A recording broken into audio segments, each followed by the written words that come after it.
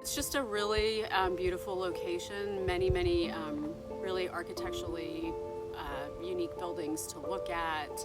The grounds are beautiful to walk on. It's very quiet. We take the dogs there to run and walk, and just a very peaceful place, and a lot of history to the location as well.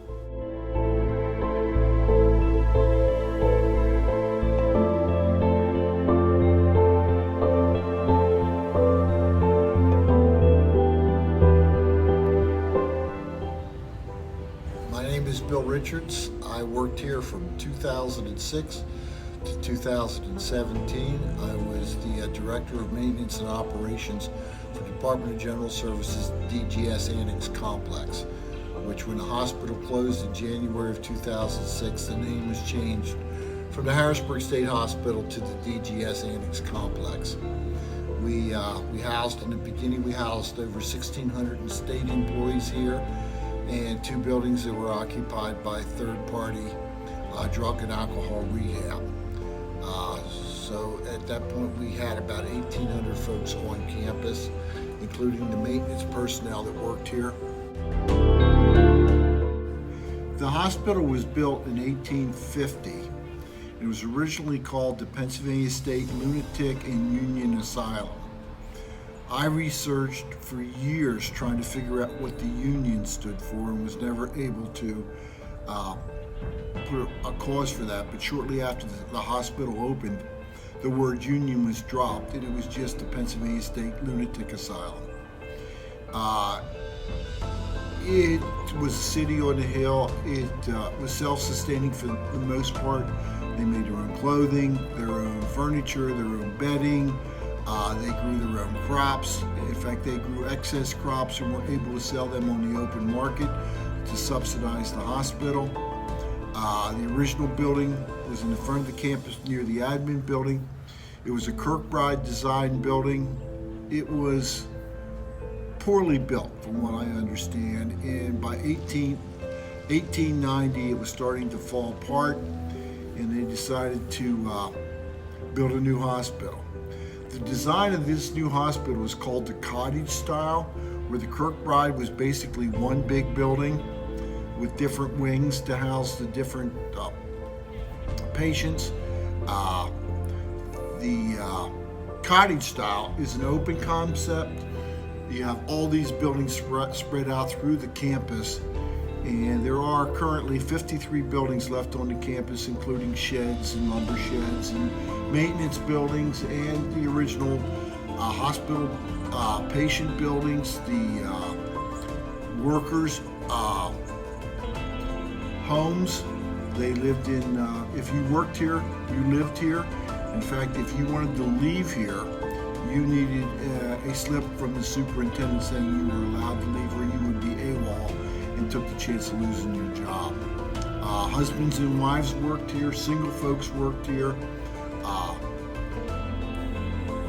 The hospital was built and run to assist and take care of patients with mental handicaps. My interest in the state hospital probably began in the late 90s. I'm actually a registered nurse and was working for an insurance company and had an opportunity to attend an in-service there, and then a couple years later actually performed some inpatient chart audits. So my first time there, I thought it was a very unique place. So it's been an interest of mine off and on for years. Probably for the last 10 years, we've done quite a bit of exercising and getting more information on the history of it and the buildings, and trying to understand the whole mental kind of philosophy of dealing with patients early on, and thinking about their well-being and silencing your brain, or using nature as a tool to comfort folks with mental illness was very intriguing to me. And I think as of late, watching it deteriorate has been somewhat disheartening, but also having an opportunity in any venue to speak to the importance of the history of that hospital, as well as the history of the buildings, and hopefully them sticking around for quite some time for folks to kind of reflect and learn from what they did so long ago. So just a really, really unique place.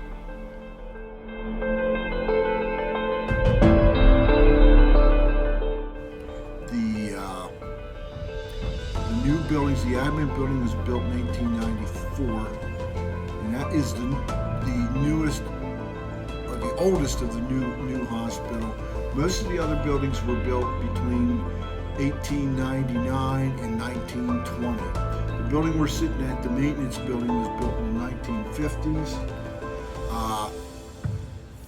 The Hillcrest building and the Hilltop buildings were built in the 40s and the 50s.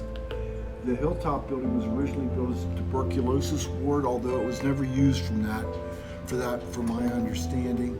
Eaton building, one of the bigger buildings on the campus, was built, I think, in the 50s or the 60s, and that was all patient housing in there. That was the last new building built. Basically, there were chicken farms here, pig farms, dairy farms. The patients worked on the farms as long as they wanted to. They weren't forced to work on the farms. They were allowed to work on the farms if they so desired. And then I think it was in the 60s, they changed the name again to the Harrisburg State Hospital. And at that point in time, that was basically the beginning of the demise of the state hospital system.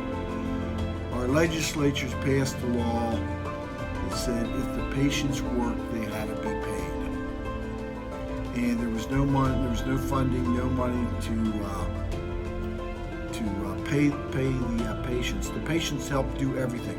They helped shovel snow, they helped in the fields, they helped in the shops. It was considered therapy as well. And that all came to a sudden stop in the 60s, the mid-60s, when, as I said, the legislature had to pay them. If they worked them, they had to be paid. And like I said earlier, January of 2006, this hospital, the Harrisburg State Hospital, closed its doors to patients. They decided to shut the campus down. And since 2012, I'm going to say, they started moving people off the campus into other facilities throughout Harrisburg. And now in 2020, this is my first time back here in over a year. It appears there's very, very few people on campus anymore.